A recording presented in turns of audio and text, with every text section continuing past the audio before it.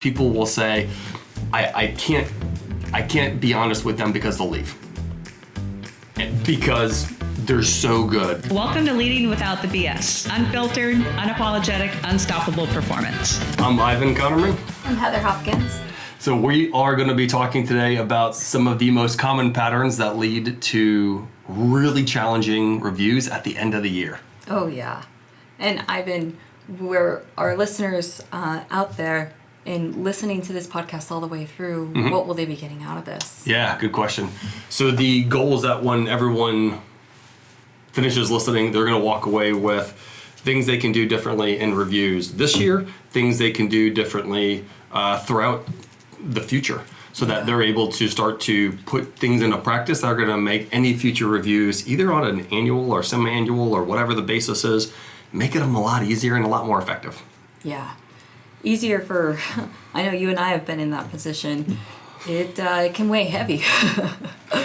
Yeah, few things are worse, and I'm confident right now there are a lot of people who are going, I'm dreading the review for that person, for that guy, and I've been there, and I really want to make sure that we're helping folks not have those kinds of conversations, that they can do something different to have a different exchange and also just have a healthier approach year round. Yeah, spot on. In my experience and in our current client portfolio, cannot tell you how many folks are coming to the table saying, I'm going to work on this over my break, over Thanksgiving, over Christmas, because I continue to put it off. Yeah. And so spot on with Ivan, guys, that if you're listening to this, you're going to be able to support yourself and not carrying that weight. Yeah. Yeah. Well, actually, you just hit on the first pattern that I would say, which is people put off these performance discussions. Yeah. And then there's a surprise at the end of the year. How many times have you seen that, or how many times have you been working with a leader who has described that pattern? That's most of the time. In my own experience, as well as with the clients that we're working with, being presented with that bogey for them. Yeah. I did an interesting hybrid one time where I was telling a team member where they were getting off track. I wasn't making a point, though, of saying to them, this is going to show up at your end of your review. This is going to affect your performance evaluation for the year because of how you're showing up. I just kept this list. It literally was, I'm not kidding, it was 20 pages. Oh my gosh. Yeah, and at the end of the year, I had all this printed out. I was like, okay, great, I've got all this evidence. And then part of me is like, hey, dummy, you haven't made it clear enough for this person how this is all coming together. Like, I kept dropping little seeds all throughout the year without escalating the intensity on any one of them. Yeah, I have experienced that as well, where on the other side of the table, the individual is saying, I was not aware of the consequences of this. Yeah. And that hurts just as much. Yeah. That leaves that surprise factor on both sides to say, whoa. Yeah, I didn't know how big of a deal this was. Oh my Yeah. gosh, now I get it. Well, okay, how come we didn't have this conversation before? I was talking to a really good friend of mine about a few weeks ago. I was driving somewhere, and he said something that really stuck with me. He said, choose your hard. He said he was talking to, in this case, he was talking to his daughters about their futures and what they want to do. This, though, absolutely applies. You can choose your hard of, how much do you want to have a temporarily uncomfortable or challenging feedback conversation, and that person then changes how they're working? Or do you want to choose the hard of working around poor performance or accommodating poor performance or sending all these other jacked up signals about poor performance or your unwillingness to address it, and then having this end of year sword of Damocles hanging over your head waiting for you in December or January, because that's the terrible option. Yeah. And at times it can be a surprise, and at times it cannot be a surprise, showing up in a different way. I've had clients come and say, hey, I have received really high performance reviews. I'm an excellent the last 3 years, yet when I go to apply for a promotion, I'm being told no, or that it's all in timing. I don't understand. Yeah. And that's really painful, because those consequences not only impact that employee for years, there's so much of that weight that's being carried on the team of all the unspokens. And that really pulls at a leader's heartstrings, because what's your ownership in that? And it's what is and is not showing up in those performance review conversations. Yeah, it can also lead to a real big erosion of trust, where if people aren't being honest, if a leader isn't being honest with a team member, the team member maybe go, well, wait a minute, if they're not being honest with me about this, what else are they not being honest about? Because this is one of the most important things for me and how I get promoted or how I'm considered for merit increases. And man, I want to have an honest, most of them, most people will say, I want to have an honest conversation. Yeah. So, awesome. All right, you want to jump into number 2? Yeah. Number 2 is the traditional pattern of too much either good or too much bad, and then it ends up being a very lopsided conversation that can end up being uncomfortable all the way around. Yeah. Where have you seen this show up and either bite you or bite someone else right in the behind? So I've seen and experienced both ends. When a leader is overly prepared with all the ways that someone is off track, it can be really demoralizing for someone to go through their review when the intent is to provide them feedback so that they can elevate and increase their performance. Yeah. Without that acknowledgement and balance of this is what you're doing well and where you're on track, the result for the individual has been left with perhaps they have a lack of a capability, a lack of investment, underappreciation. And so in those moments, too much off track or only being focused on that can appear to be more of an interrogation at times in a performance review. Yeah, and not healthy, piling on. Yeah. And then on the opposite, too much good news. Even when you're perhaps clearly, with clarity, saying where they're off track, most of the time that leader's leaving with, awesome. Sweet, nothing to work on. Nothing to work on. I'm wonderful. It was that, asterisk or that little, hey, and minor it's footnote. allowable behavior. Yeah. So yeah, I've experienced it. I've seen it. We are coaching our leaders through it, and it doesn't work. Yeah. It's funny because when you talked about too much off-track feedback, one of the things that, and I've committed this sin, so I'm going to own it. What it also does is it makes it harder for the other person to know what to focus on. Yeah. Because if you come to me and say, Ivan, here's the 8 ways you're off track. Holy crap! Which one is most important? Or how do I focus on that?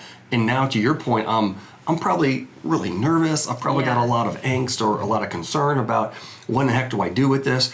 And so now, instead of saying, hey, here are the 2 to 3 things that are critical for you to focus on, it becomes, oh my gosh, I've got 8 things to focus on, which is exceptionally difficult to do under good circumstances, much less under circumstances where somebody is really feeling that tension. Yeah, that resonates with me is when the leader lacks clarity on what their expectations are, that will translate into the employee lacking a clarity on how they're showing up and performing, specifically when they're underperforming already. Yeah, and that ties into one of the ones we're going to talk about later. So we'll put a note about the technical performance. The third one is, and I've done this too, is I've accidentally made it about me, made it about the manager. And the way I did that was in some of my language. I would say, well, I see or I hear, and I would use statements that made it about me instead of making the statements about, hey, Heather, the pattern you've been bringing to the table, or Heather, what you have been doing time and time again. And so now when I work with leaders, the way I describe it is, if this is Heather's performance review and the spotlight's on Heather, when I talk about I see or I think or I notice, I just widen that spotlight and I just walked right into it. And now I'm an actor in this when that's not the intent. The intent is to really keep the focus on you. Yeah, it's Ivan's performance review now. Yes. Oh, not the intent. Yeah. No, that's spot on. When I had just worked with a leader who drafted out the performance review and challenged them to take out the word I.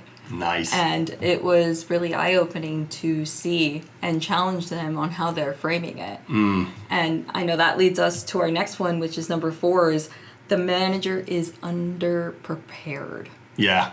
So, yeah. Yeah, that's where one of the things that has popped up a lot is folks who use like really big or really vague language. So some of my favorite examples are things like, well, well, Joe, it's going to be important for you to communicate better. Or, Joe, work on having more executive presence. Mm-hmm. What the hell does that mean? Like, what does that mean, or where has that been showing up? And it's just fuzzy hand wave. I call it the fluffy cloud. It's not something you can really grab a hold of and say, I know exactly what to do and where to do it and what good looks like. Yeah. And or they do too much talking as the manager and take up all of that airspace, which continues to show the employee that it's about them. Mm-hmm. Right? So I have experienced this and currently navigating our leaders through how are you preparing for these conversations? Brilliant. And so being unprepared is not going to work. Yeah, and the other thing that comes up with unprepared is people will say things like, well, Joe, your personality doesn't, and so they make it now like literally so tightly tied to that person that the person's going, well, wait a minute, now you're telling me my personality is a problem. Well, this is just who I am. And when people feel like their identity is attacked, that can create a whole different level of tension and stress than, hey, the way you're showing up at work for your role, for your responsibilities is off track. So this is where I've been really encouraging leaders to say, stay away from the word personality, stay away from any of those things that make it about an individual, and just say, hey, in your role, this is what's required. This is I like to use a phrase, this is the externally observable behavior. And folks who have listened to a number of these podcasts are probably going to go, man, I've heard those words before. Because now it's not about a personality. Now it's about, hey, this is what it takes to perform this role at a specific level of performance. Yeah. And what you just gave, Ivan, was another area that we see as an opportunity, which is not having an example of what that looks like, or having too many where they get lost in the sauce of the discussion. Yeah. So love that we're highlighting when we say prepared, it's inclusive of having that depth of discussion ready.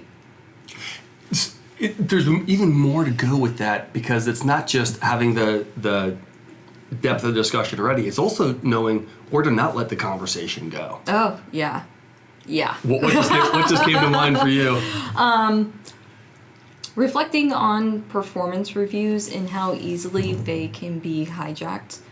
So having experienced it myself, and walking leaders through it right now, being prepared for where you are anticipating you do not want that discussion to go. This is not a negotiation. Yeah. This is not a time where you're going to discuss all the reasons why it occurred and why the behavior was there, and coming in prepared as a manager for how to balance that conversation. Often with these timelines, performance reviews are due this time of year, and then performance discussions where you provide that maybe months after you submitted the paperwork. Yeah, it can and be. So what's common in my own experience and with the leaders we're coaching is at times they're assuming that the preparation was in the writing and delivering to HR and not in preparing to deliver the conversation. Wow. And it can be months in between. That's a really good point. That's a really good point. There's a corollary to the underprepared piece of it, which is, it's not only is the manager underprepared, I've had team members who've reported me who have sent in performance reviews and there was like a handful of ratings and there's no narrative, there was no description, they hadn't done their part. And what I'm about to say probably is going to surprise some folks and raise some eyebrows, so good.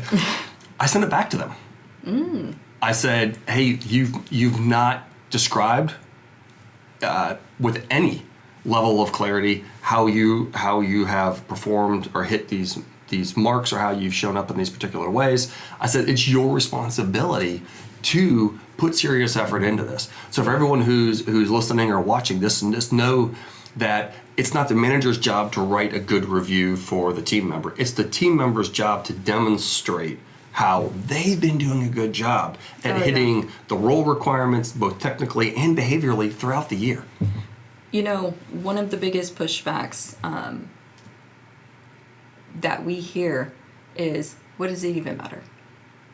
So this actually comes up pretty often with team members, both in my leadership experience as well as with our clients, to say, hey, the team member is stating, why should I put any effort into this? It doesn't matter. Reviews are going to be what they are. Y'all, when they begin to take on that mentality, and we stay in the ring with our clients and our leaders to say it is you as a team member, you are in charge of your career Yep. and how you show up.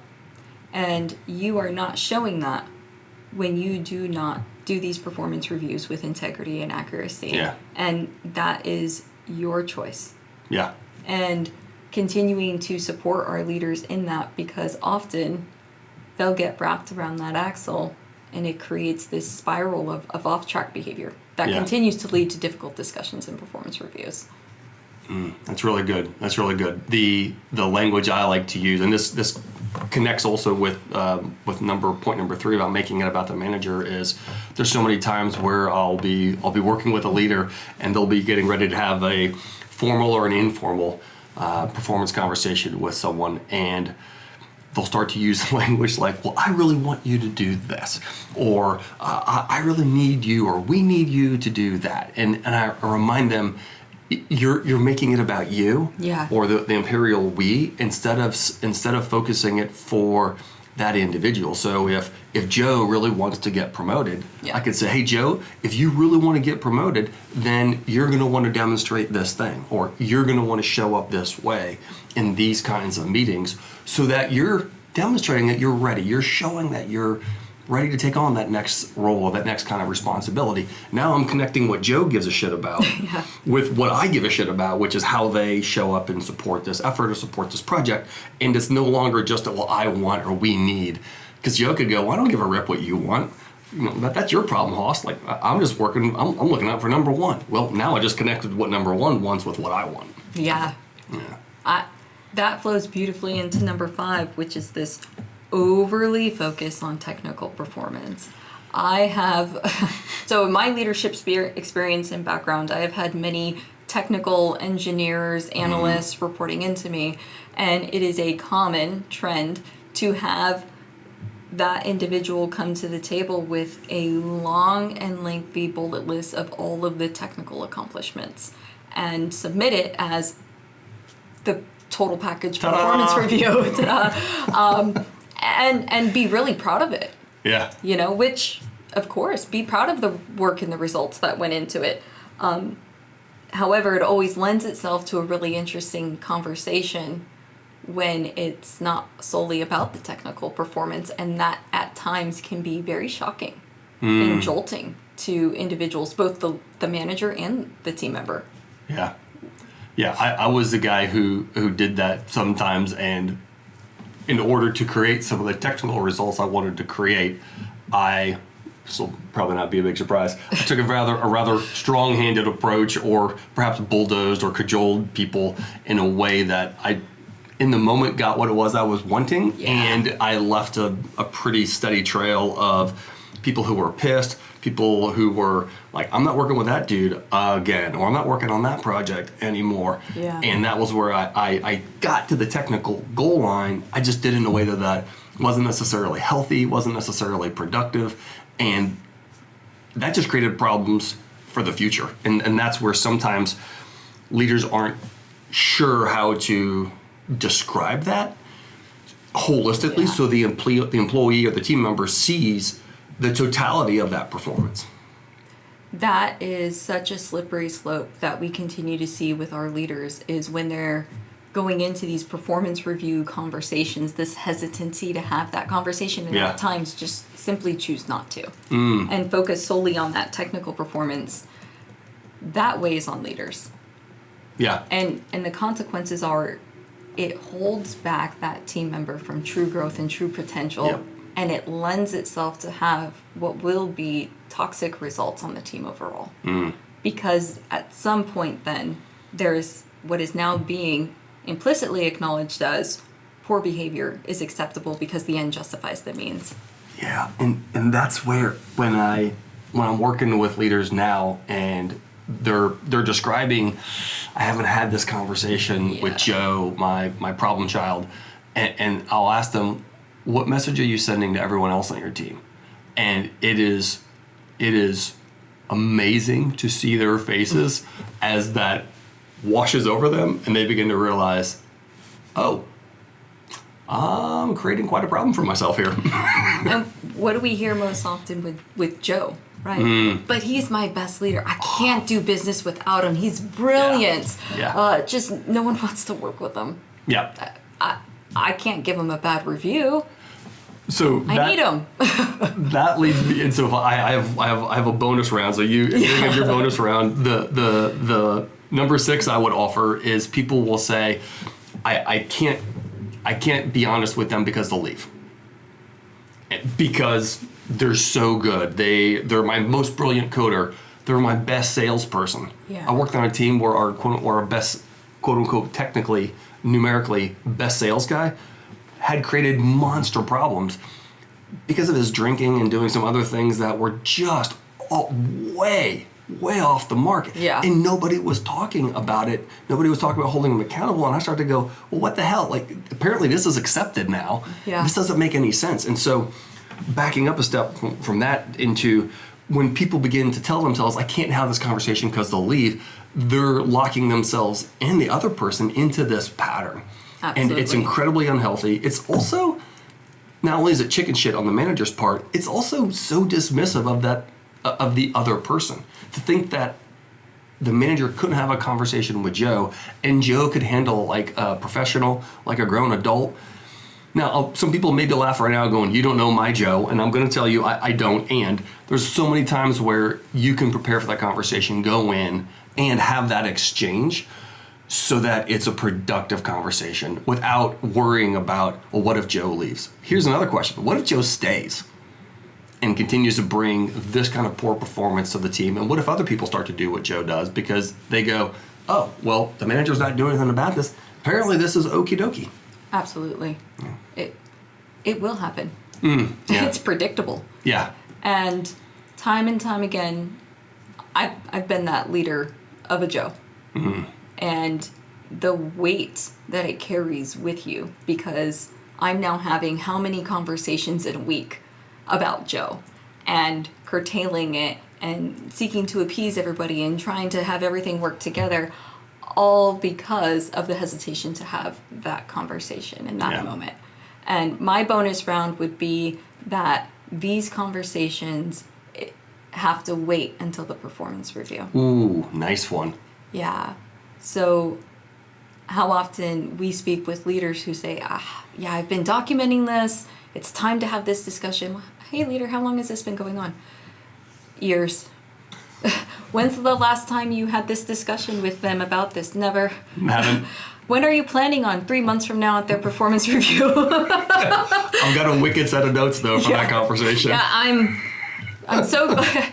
So that this facade that a performance review has to wait until a formal performance review. Yeah, so good. It doesn't. That's a fallacy. Although it's a wonderful time to have all the documentation, that this is available at any time in any moment. Yeah. And it's far more valuable to all to have these on a consistent and timely basis so that the individual has the opportunity to course correct. Yeah. And the biggest hesitation at times is truly having the conversation and being equipped to have it in a productive way. Truly framing that performance reviews and feedback are in support of that individual and yourself. And that is a takeaway for me as a leadership advisor with Wingspan. I find so fulfilling in our role. Yeah. To be able to support leaders and knowing that's available to you right now. That's so awesome. The language I've used with folks is, I'll use the driving analogy, and I'll say, you don't even on some of the straightest roads I've ever been on, like in the middle of Kansas, where I'm just going due west for hours, I don't ever just get the steering wheel locked in and put my hand over the steering wheel and then not move an inch. There's always a little bit of wind, or there's something in the road I want to avoid. And I tell folks that's just like providing feedback. It's a little bit of tuning here, a little bit of tuning there, because what it prevents is it stops that vehicle from getting so far off the road that also requires a major turn, and that major turn feels really weird and can feel really hard. And a lot of times people are afraid to have that frank of a discussion because the stakes have gotten so high that now they're like, oh my gosh, I don't know how to approach this. Yeah, that takes up a lot of energy. A lot of it can be really stressful for leaders to carry with them. And it's a hidden stress at times that is always in the background when you're managing that individual, when you're observing those behaviors in meetings and you're choosing to address or not address it most often. Yeah. I find that most of our leaders are unaware of the true cost that lack of a good quality performance review conversation is having on them all year round. Yeah, that's brilliant. So for everyone listening to this, we wanted to cover, I guess in this case, 7 of the most common patterns. What we also want to do was to let everyone know that if you're listening to this and you're thinking, I'm one of those folks, you're raising your hand going, holy cow, I don't know how to have those honest, routine, meaningful feedback conversations, contact us. Yeah. This is exactly what we do. A lot of times people haven't seen good examples of this in business because this isn't taught in high school. This isn't taught in almost any university or program or even a master's degree. And so this is where people just do what they see other people do. And usually it's either what's one of these things we talk about, it's avoiding it, it's coming in really hard, or it's something else that's simply not productive, and then the problems persist. The manager and the employee both are really disappointed in what's happening and frustrated probably, and nothing's being addressed. Absolutely. So some of your signals, y'all, if you are a leader who is doing performance reviews across your holiday, on the weekends, late at night, you are off track. And it is signaling that partnership would benefit you so that you're not in that avoidance stage. Those are strong signals. So if that's you, reach out. Yep. So if you can get ahead and avoid some of these things, you will be not only supporting yourself, supporting your team, supporting the business, you'll also be leading without the BS.